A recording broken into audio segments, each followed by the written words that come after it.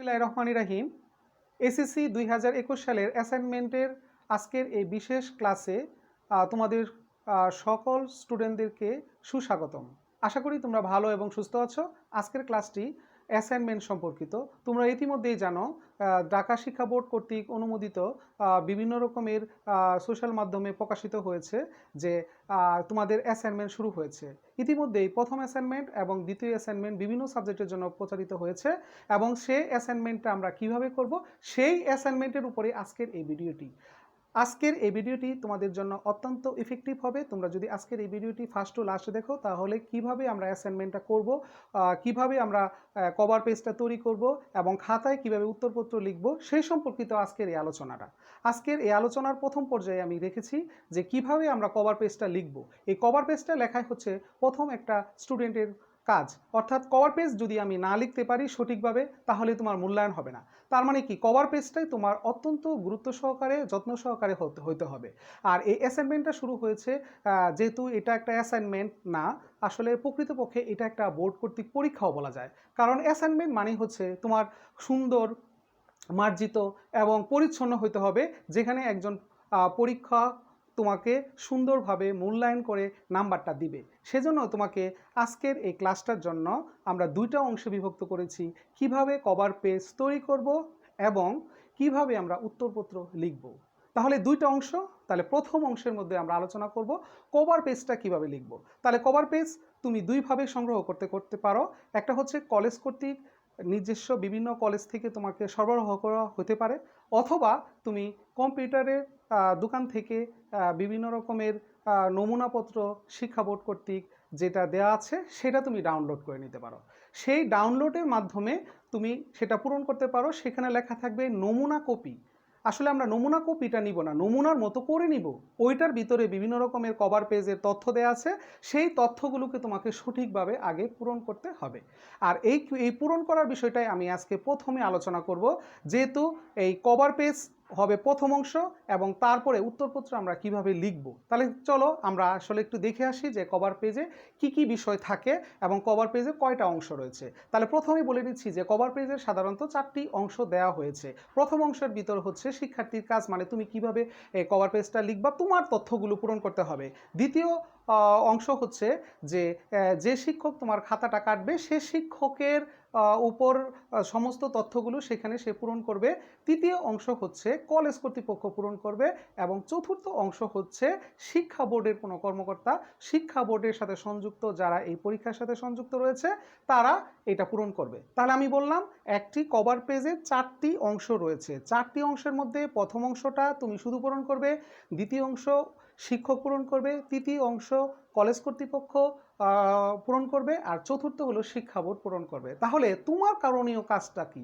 তাহলে তুমি কভার পেজটা কিভাবে পূরণ করবে বা ফিল আপ করবে, কিভাবে করবে সেটা আমরা একটু দেখে আসি। আমরা এর জন্য তোমাদের জন্য একটা নমুনাপত্র তৈরি করে রেখেছি, ওইটাই হুবহু করে করা আছে, তুমি শুধু ডাউনলোড করে নিলেই হবে। আর যদি কলেজ থেকে তোমাকে কভার পেজ সরবরাহ করে থাকে তাহলে তুমি সেটা সরবরাহ করে পূরণ করে দিবে। তাহলে চলো আমরা দেখি যে কিভাবে আমরা কভার পেজটা পূরণ করবো। দেখো এখানে লিখে দিছি যে কভার পেজ লেখার নিয়ম, কভার পেজটা কিভাবে আমি ফিল আপ করবো। তাহলে প্রথমে থাকবে মাধ্যমিক ও উচ্চ শিক্ষা অধিদপ্তর বাংলাদেশ ঢাকা, এটা লেখা থাকবে। তারপর থাকবে শিক্ষা বোর্ডের নাম, মাধ্যমিক ও উচ্চ শিক্ষা বোর্ড। তার মানে এখানে তোমার যে বোর্ডটা রয়েছে সেই বোর্ডটা লিখবা। যদি মনে করো একজন তোমার পরীক্ষার্থী তুমি ঢাকা বোর্ডের, তাহলে এখানে ঢাকা লিখে দিব। আমরা এখানে কি লিখে দিব?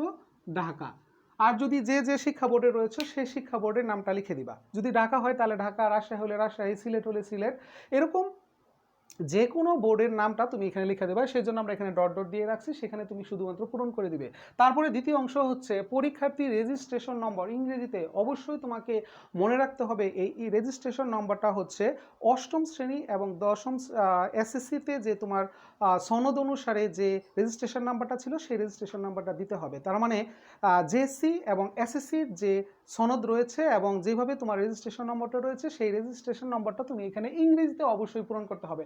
মনে করো একটা স্টুডেন্টের রেজিস্ট্রেশন নাম্বার 2 3 4 5 6 7 8 3910 এরকম বসাই দিলাম আমরা। তাহলে এইভাবে আমরা ইংরেজিতে এই সংখ্যাগুলোকে বসিয়ে দিব। এসএসসি এবং অষ্টম শ্রেণীর যে রেজিস্ট্রেশন নম্বর রয়েছে সে অনুসারে অন্য কোনো রেজিস্ট্রেশন নম্বর দেওয়া যাবে না এবং বাংলায় আমরা লিখব না, এই জিনিসটা মাথায় রাখতে হবে। দ্বিতীয়ত হচ্ছে পরীক্ষার্থীর নাম ইংরেজিতে ক্যাপিটাল লেটারে লিখবা। অবশ্যই তোমার এই নামটা লিখতে হবে, অর্থাৎ যেখানে এএসএসসি অথবা জেএসসি নাম যেভাবে লিখেছিলে সেভাবে তোমার নাম লিখতে হবে ইংরেজি বড় অক্ষরে। অর্থাৎ যদি তোমার নাম যদি রহিম হয় তাহলে তুমি নামটা লিখবা RAHIM, রহিম। এভাবে বড় অক্ষরে প্রত্যেকটা এসএসসি সনদ অনুসারে তোমাকে এখানে লিখতে হবে। দ্বিতীয়ত হচ্ছে পরীক্ষার্থীর পিতার নাম ইংরেজি ক্যাপিটাল লেটারে, অর্থাৎ তোমার বাবার নাম যা থাকবে তুমি সেটা ক্যাপিটাল লেটারে এখানে এটার মতো করে লিখে দিবে। এসএসসি সনদ অনুসারে বারবার বলছি যে এখানে তোমার নিজের মন গড়া ভাবে তুমি বানানটা লিখবে না। এসএসসি অথবা জেএসসিতে যেভাবে তোমার নামের বানান রয়েছে সেভাবে তুমি পিতার নাম লিখবে। অনুরূপভাবে মাতার নামটাও ইংরেজিতে সেভাবে লিখবে, ইংরেজি বড় অক্ষরে, ছোট হাতের বড় হাতের মিলানো লেখা যাবে না, অবশ্যই সবগুলো ক্যাপিটাল অক্ষরে লিখতে হবে।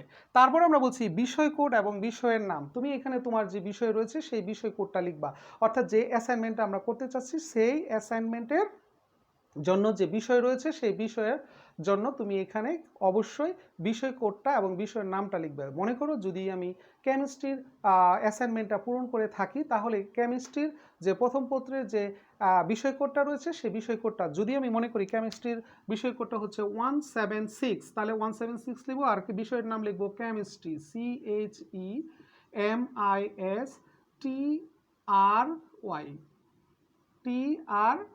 লিখবো আমরা। তাহলে কেমিস্ট্রি হয়ে গেল এবং বিষয় কোডটা আমরা এখানে লিখলাম 176 কেমিস্ট্রি লিখে দিলাম। তারপরে হলো অ্যাসাইনমেন্টের ক্রমিক নম্বর। তাহলে অ্যাসাইনমেন্টের ক্রমিক নম্বরটা কত হবে? তুমি যত নম্বর অ্যাসাইনমেন্ট করেছো সেই অ্যাসাইনমেন্টের নাম্বারটা করবা। অর্থাৎ প্রথম অ্যাসাইনমেন্ট যেহেতু দিয়েছে এখন তোমার প্রথম অ্যাসাইনমেন্ট দিতে হবে। যেসব সাবজেক্টের জন্য দুইটা অ্যাসাইনমেন্ট রয়েছে সেই দুইটা অ্যাসাইনমেন্ট করতে হবে তোমার। যেহেতু আমরা প্রথম অ্যাসাইনমেন্টের জন্য করব সেই জন্য এখানে ক্রমিক নম্বর লিখবো 1। তাহলে এখানে আমরা অ্যাসাইনমেন্ট নাম্বার পেয়েছি এবং প্রথম অ্যাসাইনমেন্ট তুমি যে সাবজেক্টের জন্য করতে চাও সেই অ্যাসাইনমেন্টের ক্রমিক নাম্বারটা ইংরেজিতে লিখবা আর সেই অ্যাসাইনমেন্টের শিরোনামটা লিখবা। মনে করো যদি কেমিস্ট্রি হয় তাহলে কেমিস্ট্রির জন্য যে শিরোনামটা দেওয়া রয়েছে সেটা হচ্ছে পরমাণুর মডেল ও ইলেকট্রন বিন্যাস। তাহলে আমরা শিরোনামটা লিখবো ইলেকট্রন বিন্যাস। খেয়াল করো, তাহলে আমরা এখানে তোমার যে অ্যাসাইনমেন্টটা দেওয়া হয়েছে 1 নম্বর ক্রমিক নম্বরে সেইটাতে পরমাণুর মডেল এবং ইলেকট্রন বিন্যাস লেখা আছে, তুমি সেইভাবে শিরোনামটা লিখে দিবা। তাহলে তোমার আর কোনো কাজ নেই, অর্থাৎ কভার পেজের তোমার সমস্ত অংশটা শেষ হয়ে গেল। তাহলে আমরা এখান থেকে দেখো সুন্দর করে এখানে যে অংশটা আছে সেটা আমরা পরিচ্ছন্নভাবে অবশ্যই সুন্দর করে কাটাকাটি ছাড়া একেবারে পরিচ্ছন্নভাবে অবশ্যই আমরা এই লেখাগুলো পূরণ করে দিব। তাহলে প্রথমে লিখবো শিক্ষা বোর্ডের নাম, তারপরে পরীক্ষার্থী রেজিস্ট্রেশন নাম্বার, অবশ্যই এসএসসি এবং অষ্টম শ্রেণীর সনদ অনুসারে, এবং পরীক্ষার্থীদের নাম ইংরেজিতে লিখবা। পরীক্ষার্থীর পিতার নাম মানে তোমার নাম অবশ্যই ইংরেজিতে লিখতে হবে, সবগুলো ক্যাপিটাল লেটারে, এবং মাতার নামও লিখবা। বিষয় কোড লিখবা, তুমি যে বিষয়ে অ্যাসাইনমেন্ট করছো সেই বিষয়ের অ্যাসাইনমেন্টের কোড নাম্বার লিখবা। সাবজেক্টের নাম লিখবা, যেমন আমি এখানে কেমিস্ট্রি লিখেছি এবং কেমিস্ট্রির অ্যাসাইনমেন্টের বিষয়ের কোড হচ্ছে 176, সেটা আমরা এখানে লিখলাম। অ্যাসাইনমেন্টের ক্রমিক নম্বর ইংরেজিতে লিখবো আমরা 1, এখানে 1টা করেছি, এবং শিরোনাম এখানে লিখবো পরমাণু মডেল এবং ইলেকট্রন বিন্যাস। তাহলে তোমার কাজ শেষ, কভার পেজের কাজ শেষ হয়ে গেল। তাহলে এরকম তোমার কভার পেজ লাগবে কয়টা? যেহেতু তুমি অবশ্যই ইতিমধ্যে জেনে গেছো যে প্রত্যেকটা সাবজেক্টের জন্য তোমাকে অবশ্যই অ্যাসাইনমেন্টের জন্য কভার পেজ তৈরি করতে হবে, তাহলে প্রত্যেকটা অ্যাসাইনমেন্টের জন্য একজন স্টুডেন্টের 3টা বিষয়কে লিখতে হবে। অর্থাৎ ঐচ্ছিক যে বিষয়গুলো রয়েছে সেই বিষয়গুলোর মধ্যে তোমাকে অ্যাসাইনমেন্ট তৈরি করতে হবে। যদি তুমি বিজ্ঞানের স্টুডেন্ট হয়ে থাকো তাহলে সেই অনুসারেই আমরা বলছি যে অবশ্যই তোমার ফিজিক্স এবং কেমিস্ট্রি হচ্ছে তোমার মেইন সাবজেক্ট অর্থাৎ ঐচ্ছিক বিষয়, এবং পাশাপাশি তুমি অপশনাল হিসেবে যে নাম্বারটা যে সাবজেক্টটা পেয়েছো, অর্থাৎ তোমার যদি উচ্চতর গণিত থাকে তাহলে উচ্চতর গণিত, ফিজিক্স, কেমিস্ট্রি, আর যদি তোমার বায়োলজি থাকে তাহলে বায়োলজি এবং ফিজিক্স, কেমিস্ট্রি, তাহলে তোমার 3টা সাবজেক্ট হবে। তাহলে প্রত্যেকটা অ্যাসাইনমেন্টের সংখ্যা হবে প্রতি সাবজেক্টের জন্য 10টা করে, মোট অ্যাসাইনমেন্ট জমা দিতে হবে তোমাকে 30টা। তার মানে কি 30টা তোমার কভার পেজ লাগবে।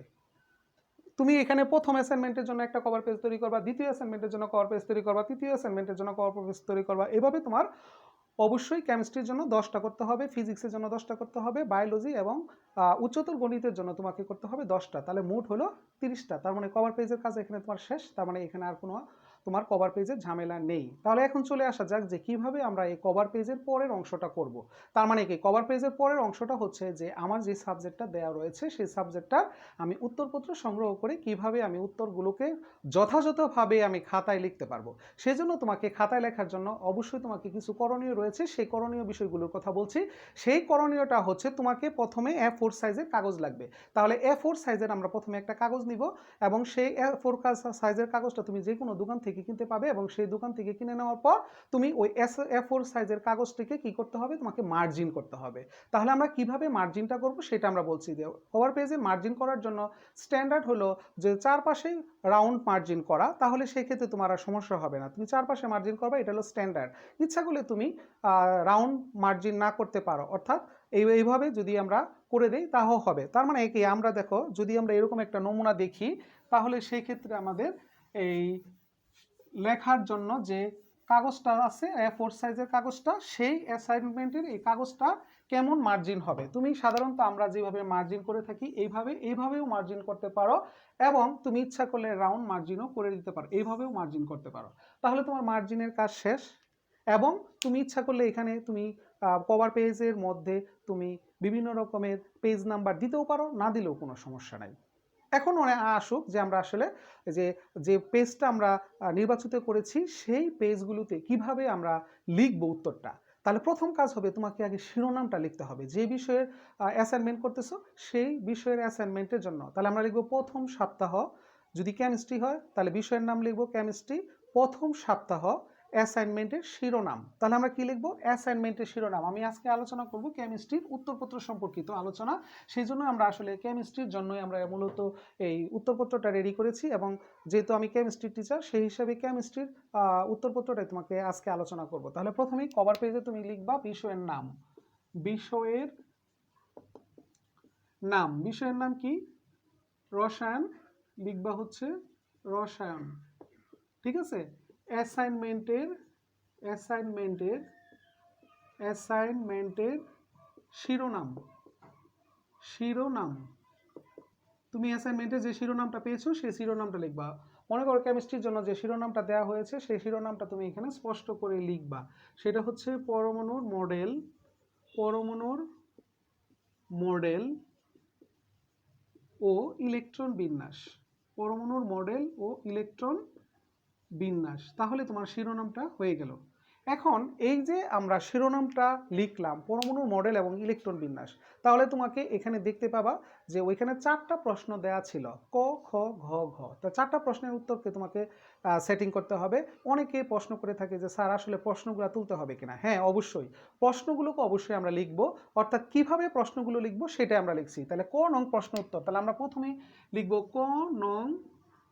ইচ্ছা করলে তোমরা নীল কালি ব্যবহার করতে পারবে, অন্য কোনো কালি ব্যবহার করতে পারো, কালো কালিতে লিখবা আবার আন্ডারলাইন করতে পারো নীল কালিতে, তাহলে তোমার সমস্যাটা শেষ হয়ে যাবে। ক নং প্রশ্ন উত্তর, তাহলে এখানে ক নং প্রশ্নের উত্তরে যে প্রশ্নটা দেয়া ছিল সেইটা তুমি লিখবা, এই অংশটা তুমি নীল কালি দিয়ে লিখতে পারো।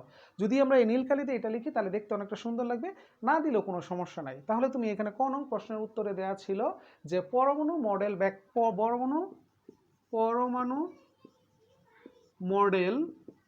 বর্ণনা, পরমাণুর মডেল বর্ণনা। তাহলে পরমাণুর মডেলের বর্ণনার মধ্যে আমরা এখানে প্রথমে এই প্রশ্নটা দেওয়া ছিল, তাহলে ক নং প্রশ্ন উঠানো হয়ে গেল। এটা হচ্ছে আমাদের প্রশ্ন, ক নং প্রশ্নের উত্তরটা আমরা লেখা শুরু করব। তাহলে এখানে ক নং প্রশ্নের পরমাণু মডেলের ব্যাখ্যা করার কথা বলা হয়েছে। এখানে প্রশ্নের মধ্যে একটা দেওয়া ছিল যে বোর পরমাণু মডেলের ব্যাখ্যা করতে হবে। তাহলে আমরা আসলে সাধারণত বোর পরমাণু মডেলটাকে হাইলাইটস করব, পাশাপাশি রাদারফোর্ডের পরমাণু মডেল দিলেও সমস্যা নাই। তাহলে প্রথমেই আমরা আলোচনা করব যে বোর পরমাণু মডেল। তাহলে বোর পরমাণু মডেলের জন্য তুমি এখানে উত্তরপত্র লিখবা, এটার জন্য একটু সংজ্ঞা দিবা যে বোর পরমাণু মডেলে কার কি কি বিষয়ের উপর করা হয়েছে এবং কি এটা লিখবা। প্রাথমিক একটু হিংস লিখতে হবে। তারপরে এর জন্য আমি স্বীকার্য লিখবো, কি লিখবো, স্বীকার্য লিখবো। তাহলে স্বীকার্যগুলো কমপক্ষে 3টা লিখতে হবে। এখানে বইয়ে দেখবা যে বিভিন্ন রকমের স্বীকার্য রয়েছে, 3টা স্বীকার্য রয়েছে, 3টাকে দিতে হবে। তারপরে এটা সম্পর্কে তুমি কি দিবা, সীমাবদ্ধতা দিবা, সীমাবদ্ধতা। তাহলে সীমাবদ্ধতা দিবা কমপক্ষে 3টি। এখানে আমি 3টা অনুমান দিচ্ছি, তুমি কমপক্ষে তোমাকে 3টা দিতে হবে, এর থেকে কম দেওয়া যাবে না। তাহলে তুমি প্রথমে কি করলা, বোরপূর্ণ মডেল এর ব্যাখ্যা দিলা, সেটা হচ্ছে প্রাথমিকভাবে একটু দিয়ে নিবা, তারপরে স্বীকার্য লিখবা কমপক্ষে 3টি এবং সীমাবদ্ধতা দিবা 3টি। এখানে আমরা এক্সট্রা হিসাবে অবশ্যই রাদারফোর্ডের পণ্য মডেলের ব্যাখ্যাটাও দিব। কেন দিব? কারণ হচ্ছে এই প্রশ্নটা পরীক্ষককে আকর্ষণ করাই তোমার কাজ। কারণ তুমি যত সুন্দরভাবে উপস্থাপন করতে পারবে, প্রশ্নগুলো সুন্দরভাবে লিখতে পারবে, তুমি তোমার মতো করে লিখবে, কারোটা কোনো কপি করা যাবে না, তুমি তোমার নিজের ক্রিয়েটিভটা দেখাবে। সেজন্যই কিন্তু আমি এখানে উত্তরপত্রগুলো সরাসরি লিখছি না, কারণ হচ্ছে একটা স্টুডেন্টই সেখানে সুন্দর করে তার উত্তরপত্রগুলো গুছাবে। সেজন্য কি কি হিংস লাগবে, কি কি বিষয়গুলো তুমি এখানে লিখবা, সেই বিষয়গুলোই আমি এখানে পর্যালোচনা করছি এবং সঠিকভাবে দেখিয়ে দিচ্ছি যে একটা প্রশ্নের মধ্যে কোন কোন বিষয়গুলো অবশ্যই তোমাকে থাকতে হবে এবং কোথা থেকে তুমি যে কোনো বই থেকে তুমি তোমার সুন্দর মতোভাবে লিখে দিবা। বোরপূর্ণ মডেলের প্রথমে হিংস দিবা, তারপরে স্বীকার্য লিখবো 3টি এবং সীমাবদ্ধতা লিখবো। তাহলে আমার প্রথম প্রশ্নটার অংশ শেষ হয়ে যাবে। যদি এক্সট্রা হিসেবে কেউ কাজ করতে চাও তাহলে রাদারফোর্ডের পণ্য মডেলটাও আমরা দিতে পারি। তাহলে অনুরূপভাবে আমরা কি করব, এক্সট্রা হিসেবে যদি রাদারফোর্ডের পণ্য মডেল দেই, তাহলে রাদারফোর্ড পরমাণুর মডেল, রাদারফোর্ড পরমাণুর মডেলের জন্য অনুরূপভাবে আমরা কি করব, সেখানে সংজ্ঞা দিব, স্বীকার্য দিব, সীমাবদ্ধতা দিব। তাহলে প্রথম প্রশ্নের উত্তর তোমার এখানেই ক্লোজ হয়ে গেল। আশা করি তোমাদের এই সম্পর্কিত আর কোনো প্রশ্ন নেই। অনেকেই প্রশ্ন করে থাকবে যে স্যার প্রশ্নটা উঠানো লাগবে কিনা, বারবার বলতেছি প্রশ্নটা উঠানো লাগবে এবং সেখানে আমার প্রশ্নটা লিখে দিছি ক নং প্রশ্নের উত্তর। তার মানে কি এইটাই হলো প্রশ্ন, মানে পরমাণুর মডেলের বর্ণনা। পরমাণুর মডেলের বর্ণনার মধ্যে আমরা বলেছিলাম 2টা মডেল রয়েছে, একটা বোরপূর্ণ মডেল আর একটা হলো রাদারফোর্ডের পরমাণু মডেল। রাদারফোর্ডের পরমাণু মডেলটা মানে ঐচ্ছিক হিসেবে তুমি দিতেও পারো, না দিলেও সমস্যা নাই, তবে দেওয়াটা ভালো। যদি একজন পরীক্ষককে সন্তুষ্ট করতে চাও তাহলে অবশ্যই রাদারফোর্ডের পরমাণু মডেলটা দেওয়া উচিত। আর যদি তুমি বোরপূর্ণ মডেলের শুধুমাত্র ব্যাখ্যা করো তাহলেও সমস্যা নাই। তাই বোরপূর্ণ মডেলের ব্যাখ্যা করার জন্য তোমাকে অবশ্যই হিংস লিখতে হবে, স্বীকার্য দিবা এবং সীমাবদ্ধতা লিখবা, যতগুলি আছে সবগুলো, তখন একটু ডিটেলস লিখতে হবে।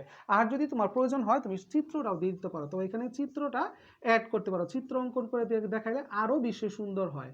অঙ্কন করবে, তাহলে এখানে তুমি চিত্রটাও সংযোজন করে দিবা। তাহলে ক নং প্রশ্নের উত্তর তোমার যথাযথভাবে সম্পূর্ণ হয়েছে। এখান থেকে আশা করি তুমি 100% নম্বর পাবে, এখানে কোনো ভুল হবে না, অর্থাৎ অতি উত্তমই তুমি এই প্রশ্নটা থেকে কালেক্ট করতে পারো। তার মানে এই প্রশ্নের মার্ক হলো 4, এই 4-এর মধ্যে তুমি কতে 4ই পাবে, এতে আর কোনো সন্দেহ রইল না। তারপরে আমরা খ প্রশ্নের উত্তরে যাব। যদি আমি খ নং প্রশ্নের উত্তরে যাই, তাহলে খ নং প্রশ্নের উত্তরে আমার কি লেখা আছে এবং খ নং প্রশ্নটা আমরা এখানে লিখব। তাহলে খ নং প্রশ্নের উত্তর, তাহলে খ নং প্রশ্নকে যদি আমি কালেক্ট করতে চাই, তাহলে খ নং প্রশ্নটা দেওয়া আছে কোয়ান্টাম সংখ্যার বর্ণনা। কি লিখব? কোয়ান্টাম সংখ্যার বর্ণনাটা লিখব। কোয়ান্টাম সংখ্যার বর্ণনা। তাহলে কোয়ান্টাম সংখ্যার এই বর্ণনার মধ্যে আমাদের কি কি বিষয় আসে? তাহলে কোয়ান্টাম সংখ্যার বর্ণনার ভিতরে আসে হচ্ছে কোয়ান্টাম সংখ্যা কি। তাহলে প্রথমে আমরা দিব কোয়ান্টাম সংখ্যার সংজ্ঞা। ভালোভাবে বুঝো যে এখানে আসলে কোয়ান্টাম সংখ্যার বর্ণনা বলতে আমি এখানে কি বোঝাচ্ছি। প্রথমে কোয়ান্টাম সংখ্যার সংজ্ঞা দিব, কোয়ান্টাম সংখ্যার প্রকারভেদ দিব, প্রকারভেদ।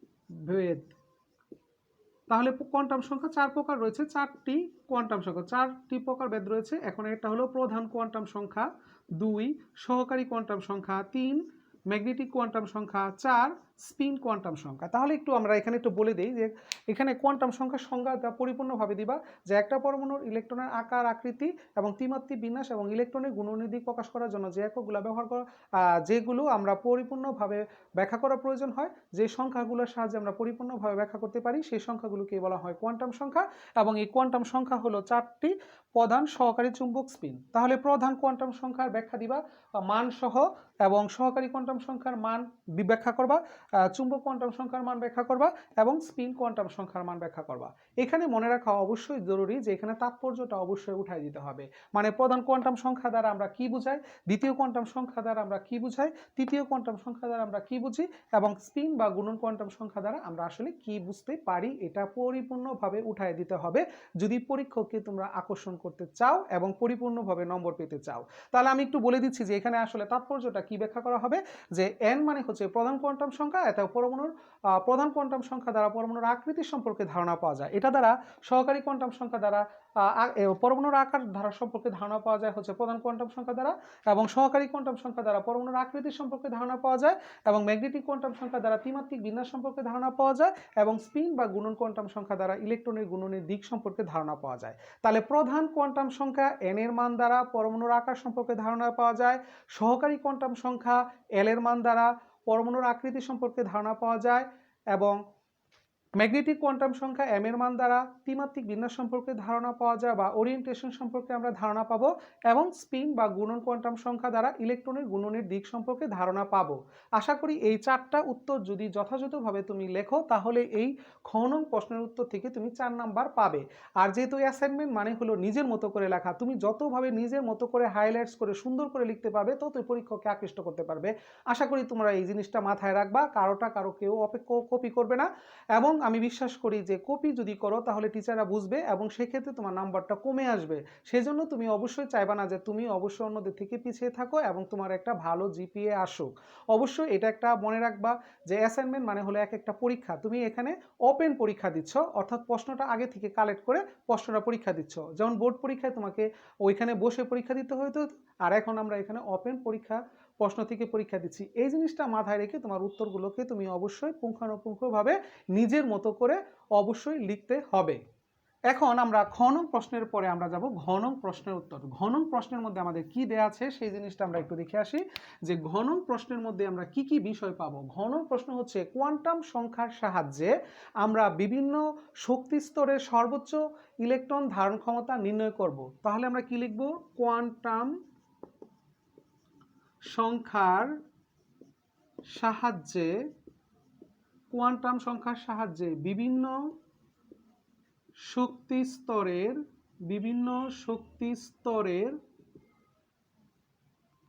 ইলেকট্রন ধারণ ক্ষমতা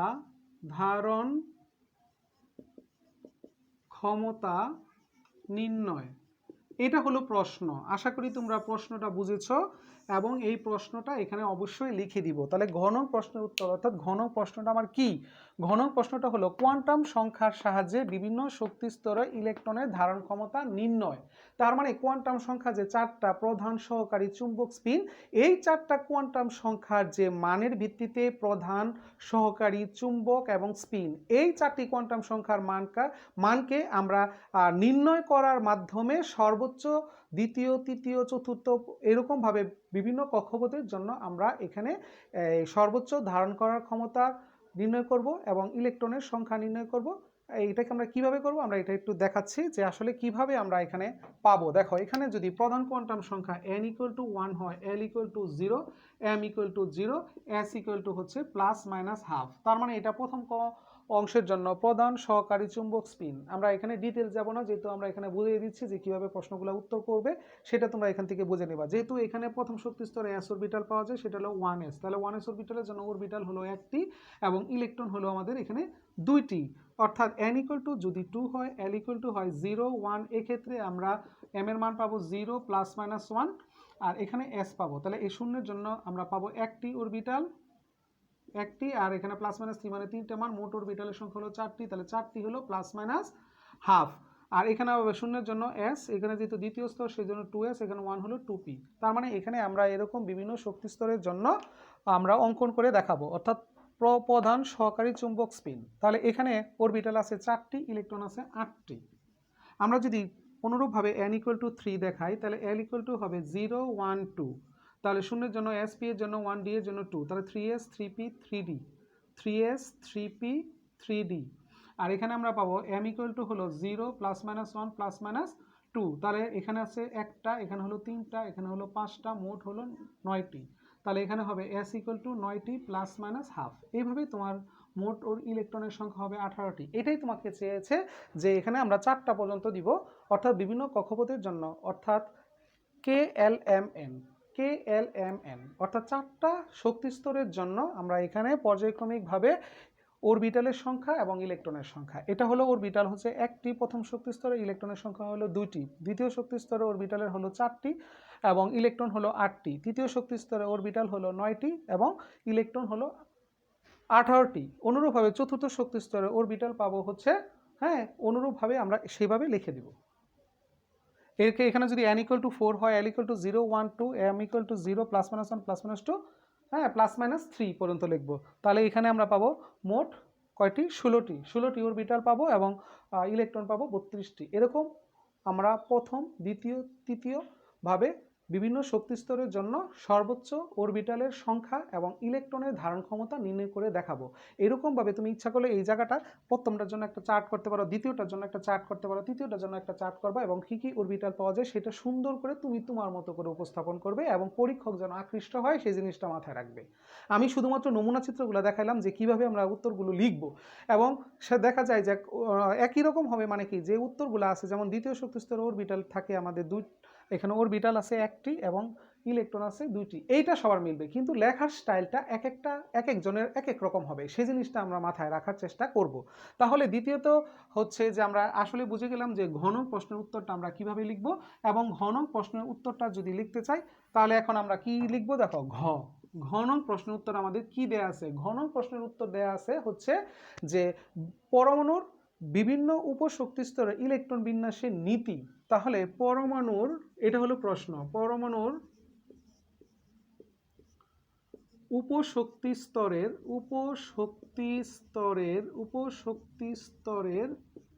ইলেকট্রন বিন্যাসের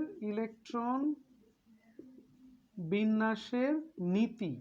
তাহলে এখানে আমরা, এটা হলো প্রশ্ন, আশা করি তোমরা প্রশ্নটা বুঝে গেছো যে কি প্রশ্ন দেওয়া ছিল, পরমাণুর উপর শক্তি স্তরে ইলেকট্রন বিন্যাসের নীতি। তাহলে নীতির ভিতরে আমরা দুইটা নীতি রয়েছে, একটা হচ্ছে আউফ বাউ নীতি আর 2 নম্বরটা হচ্ছে হুন্ডের নীতি। তাহলে এখানে দুইটা নীতির কথা বলা হয়েছে, তুমি এখানে দেখো যে কিভাবে আমরা আসলে উত্তরটা লিখবো। তাহলে প্রশ্নটা আমরা লিখলাম পরমাণুর উপর শক্তি স্তরে ইলেকট্রন বিন্যাসের নীতি। তাহলে নীতিটা হচ্ছে কি? আউফ বাউ নীতি এবং হুন্ডের নীতি। তাহলে আউফ বাউ নীতি সম্পর্কে তোমাকে ব্যাখ্যা করতে হবে, হুন্ডের নীতি সম্পর্কে ব্যাখ্যা করতে হবে। তাহলে হুন্ডের নীতি সম্পর্কে যদি আমরা ব্যাখ্যা করতে চাই তাহলে আমাদের কি করব, হুন্ডের নীতি কাকে বলে প্রথমে আমরা হুন্ডের নীতির সংজ্ঞাটা দিব, তারপরে এটাকে n+l এর নিয়ম বলা হয় কেন সেই নিয়মটা আমরা ব্যাখ্যা করব এবং এই নিয়মের পরিপ্রেক্ষিতে আমরা বিভিন্ন রকমের উদ্দীপক আকারে, যেমন 3D এবং 4s এর মধ্যে কোথায় আগে ইলেকট্রন প্রবেশ করে সেটার ব্যাখ্যা করব এবং 3D এবং 4p এর মধ্যে কোথায় আগে ইলেকট্রন প্রবেশ করবে সেই জিনিসটা ব্যাখ্যা করব। তাহলে এখানে আমরা আউফ বাউ নীতির কথা বলছি, আউফ বাউ নীতির সংজ্ঞা লিখব। আউফ বাউ নীতির সাহায্যে আমরা যে নীতি ও নিয়মটা পাই n+l এর নিয়ম, সেই নিয়মটা দিব, সেই নিয়মের এই দুইটার ব্যাখ্যা দিব। তাহলেই আমাদের আউফ বাউ নীতির, এবং যদি আমরা পারি তাহলে সক্রিয়তার ক্রমতা দিব, সক্রিয়তার ক্রম। তাহলে সক্রিয়তার ক্রম মানে 1s 2s 2p 3s, এভাবে 1s 2s 2p 3s, হ্যাঁ, এইভাবে আমরা কি করব, দিয়ে যাব। তাহলে আমাদের এখানে আউফ বাউ নীতি সম্পর্কে ব্যাখ্যা হয়ে যাবে। তারপরে অনুরূপভাবে যদি আমরা হুন্ডের নিয়মের ব্যাখ্যা দিতে চাই তাহলে হুন্ডের নিয়মের ব্যাখ্যাটা আমরা এখান থেকে করব। 2 নম্বর নীতিটা হচ্ছে হুন্ডের নীতি। তাহলে হুন্ডের নীতিটা যদি আমি ব্যাখ্যা করতে চাই, হুন্ডের নীতির সংজ্ঞা দিব। হুন্ডের নীতির বিভিন্ন রকমের বক্স পদ্ধতিতে আমরা ইলেকট্রন দিব, ইলেকট্রন বিন্যাস নাইট্রোজেন, অক্সিজেন, ফসফরাস, এদের কমপক্ষে আমরা 3টা দেওয়ার চেষ্টা করব। 3টি বক্স পদ্ধতিতে ইলেকট্রন বিন্যাস করব, বক্স পদ্ধতিতে ইলেকট্রন বিন্যাস দিব এবং সেই ইলেকট্রন বিন্যাসের ব্যাখ্যা দিব, অর্থাৎ হুন্ডের নিয়মটা কি সংজ্ঞা দিব, নাইট্রোজেন, অক্সিজেন, ফসফরাসের বক্স পদ্ধতিতে ইলেকট্রন বিন্যাস দিব এবং ইলেকট্রন বিন্যাসের ব্যাখ্যা দিব। এবং সর্বোপরিভাবে আমাদের পটাশিয়ামের ইলেকট্রন বিন্যাস কোন নিয়মে হয় এবং ক্রোমিয়ামের ইলেকট্রন বিন্যাসের যে ব্যতিক্রমী হয় সেই ব্যতিক্রমী ইলেকট্রন বিন্যাসটা তোমরা এখানে সেটিং করবে। তার মানে দেখো, এই ঘন প্রশ্নের উত্তরের জন্য আমরা হুন্ডের নিয়ম দিব, আউফ বাউ নীতি দিব এবং হুন্ডের নীতির মধ্যে আমরা বলছি সংজ্ঞা দিব, এরকম 3টার জন্য বক্স পদ্ধতিতে ইলেকট্রন বিন্যাস দিব, ব্যাখ্যা দিব কেন আমাদের এখানে শক্তি সম্পন্ন প্রতিটা অরবিটালে প্রথমে একটা করে ইলেকট্রন প্রবেশ করে এবং প্রাপ্য তরলের ইলেকট্রন বিপরীতমুখী স্পিনে প্রবেশ করে সেটার ব্যাখ্যা দিব এবং সর্বোপরি আমাদের পটাশিয়াম এবং ক্রোমিয়ামের জন্য ইলেকট্রন বিন্যাসের চাওয়া হয়েছে এবং পটাশিয়ামের ইলেকট্রন বিন্যাসটা কেন 3Dতে না গিয়ে 4sে যায় এটার কারণ সহ ব্যাখ্যা করব এবং ক্রোমিয়ামের ইলেকট্রন বিন্যাস সাধারণ নিয়মে কেন ব্যতিক্রম হয় সেই সম্পর্কে ব্যাখ্যা করব। আশা করি তোমরা এই যে অ্যাসাইনমেন্টের পরিপূর্ণতা, কভার পেজ লেখা এবং কিভাবে উত্তরপত্র ভিতরে লিখবা এবং সেইগুলো মানে সঠিকভাবে পর্যায়ক্রমিক ধাপে ধাপে আলোচনা করার চেষ্টা করেছি। আজকের ক্লাসটা তোমাদের অবশ্যই উপকার হবে এবং শেষ পর্যন্ত তোমরা ভিডিওটা দেখবা, তাহলে পরিপূর্ণভাবে তোমার লেখার সমস্ত অংশটা তুমি এক মুঠেই পেয়ে যাবা এবং কোনো সমস্যা হবে না। যদি আজকের ক্লাসটা তোমাদেরকে ভালো লেগে থাকে অবশ্যই লাইক, শেয়ার এবং কমেন্ট করবা এবং অবশ্যই চ্যানেলটিকে সাবস্ক্রাইব করবা। তোমরা ভালো এবং সুস্থ থাকো। আল্লাহ হাফেজ।